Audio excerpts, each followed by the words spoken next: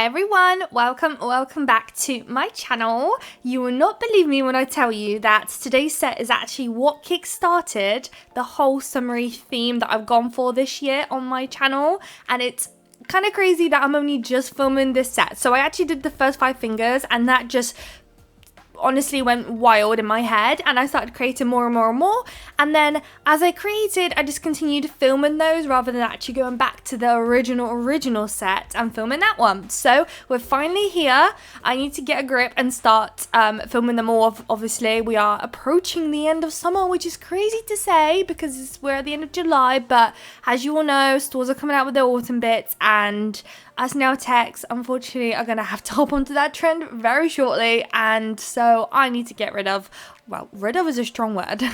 I don't want to get rid of them, but I need to film them because they're all definitely worthy of being featured on the channel and showing you.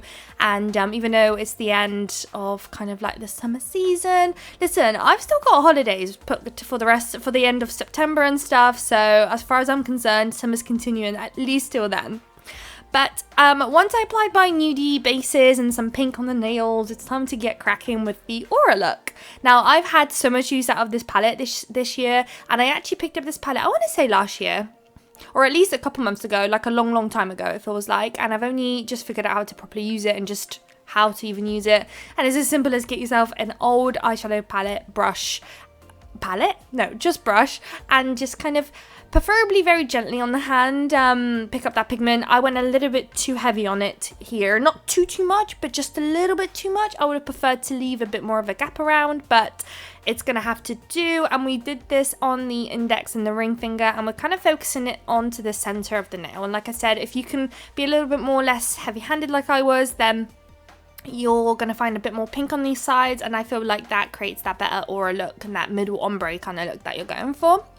Once that's done though, because they're pigments, we don't have to cure them or anything, we can crack on with the rest of the design. And then the 3 nails that we've got going on here that have the I think that's Morning Glow. Yes, the Morning Glow gel polish shade from Nails. We are going to do a French tip using that same pink that we used earlier, and that's a French tip on all 3 of them. So I'll show you me doing the one coat on camera, and then I will do the rest of that off camera too. And here I'm likely just fixing up my smile line because I was having a problem with my brush. I actually ended up leaving my brush laying somewhere where it probably shouldn't have been, and when I went back to it, it was a bit bent. So I'm trying to work with it, and really I just need to get myself some hot water and fix the problem. But it's just one of those where it's just not broken enough to really warrant an SOS hot water kind of situation, but it does need it, so I will have to do that probably after I voice this video actually. So this is the next nail. We're doing the French dip again, and we're going to do the pinky as the last one as well. Now when it comes to the aura pigment stuff that I'm using today, I got that from Shein, so nothing like expensive or anything like that. Or if you don't have that in your collection or don't want to pop the money into it, then you can use an old eyeshadow palette as well, and that will do the job. And if you're having any issues with transfer, so obviously this is purposely made proper pigmented, so I don't have to worry too much. But if you are worried about pigment not transferring and stuff, if you top coat your nails first and then do the pigment, it will actually transfer so much better, and you'll have a much more of a seamless blend, if you will. So with the pigments, we're actually focusing that pigment on the tip of the French tip on all 3 nails. So literally every single nail in this set has this pigment involved in some way somehow. So now with some white gel polish, we're going to do some outlining. So the index and the ring finger, we're going to do a border of white gel polish all the way around the nail, and then that will be that on that one. So it's just enough to see it, but nothing too thick preferably. The next nail that I do actually, so the ring finger, there was a moment you can see where I go, oop, that was a bit too thick for my liking. And it's one of those where the pigment obviously isn't cured, you can't cure it in place or anything. So I had to gamble with myself whether or not I am going to wipe it and risk wiping away. This is a bit, can you see, I went all way too thick.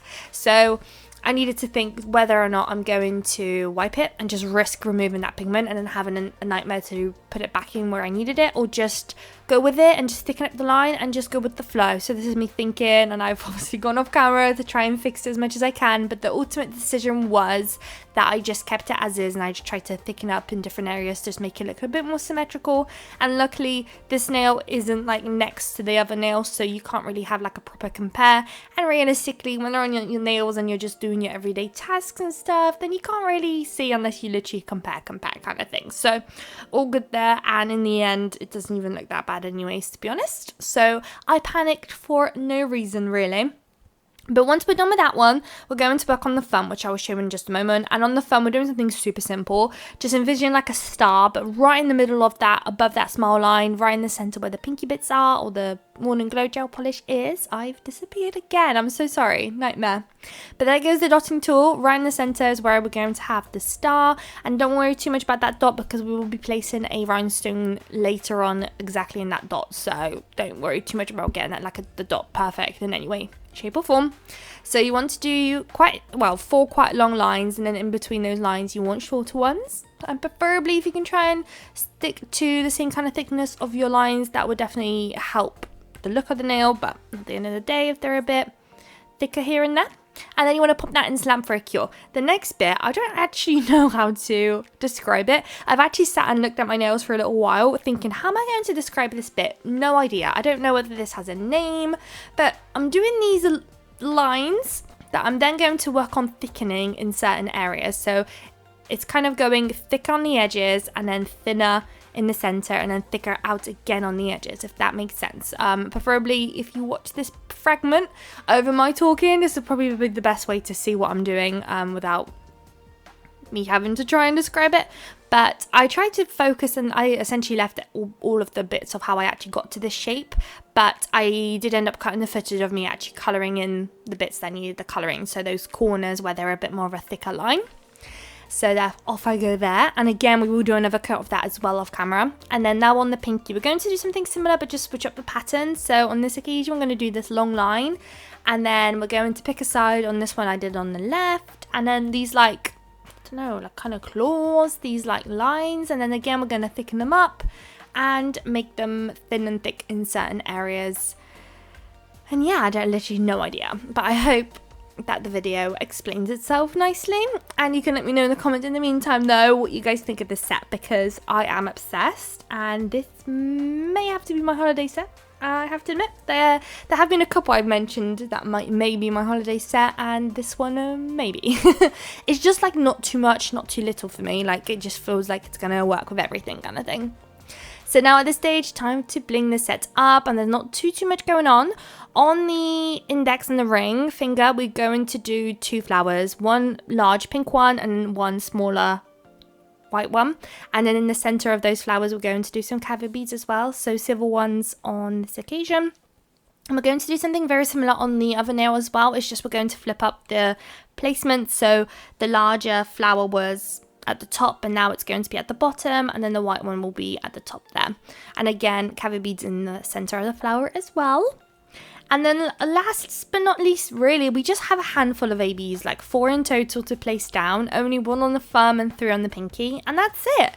And then we're going to do just some minor little 3D kind of look with the rhinestone glue gel, and that will conclude the set very shortly.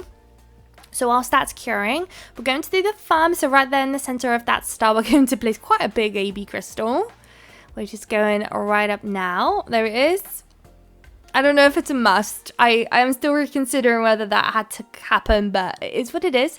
And then on the line there that we created, just above it, we're going to do a 3 crystal placement. So 1 AB followed by 2 slightly smaller ones on either side, and then straight in the lamp it goes. No caviar beads or anything like that going on with that. And then we are going to top coat this set all in place, and then wherever I've got like charms and stuff like that, like 3D stuff, I do apply another coat of top coat just to really secure that in. I just find it to work pretty nicely, so I do that real quick off camera as well for you. And then we're going to do some 3D work. So if you've watched a few of my videos now, you know probably exactly what I'm talking about. But using some rhinestone glue gel, we're going to create some 3D lines. I've done quite a lot of that actually this summer with some fruity nails, But today we're going to create like a droplet look and these like 3D lines on the thumb French tip. So we're going to start off with the little droplets, and I'm keeping it really simple and short and sweet kind of thing, where I'm literally just doing a little dot.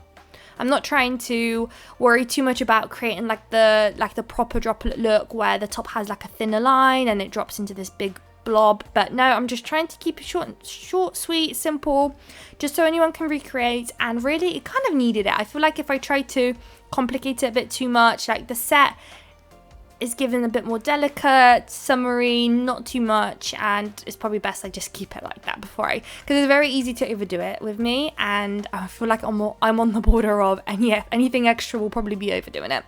Now on the thumb, we're doing these 2 lines, so 2 on either side. So we're doing the first ones down first, and then literally just another one below it on both sides, so 4 in total. And then you want to pop it into lab for a cure, and that'll be basically it. You did that on top of a glossy top coat, so no need to do any more top coating or anything like that. This is what they look like straight out the lamp once everything is nice and cured. And then here are what they look like in the little container. So I hope you guys liked the video. If you did, please don't forget to like, comment, and subscribe, and I would love to see you all in the next video. Bye guys!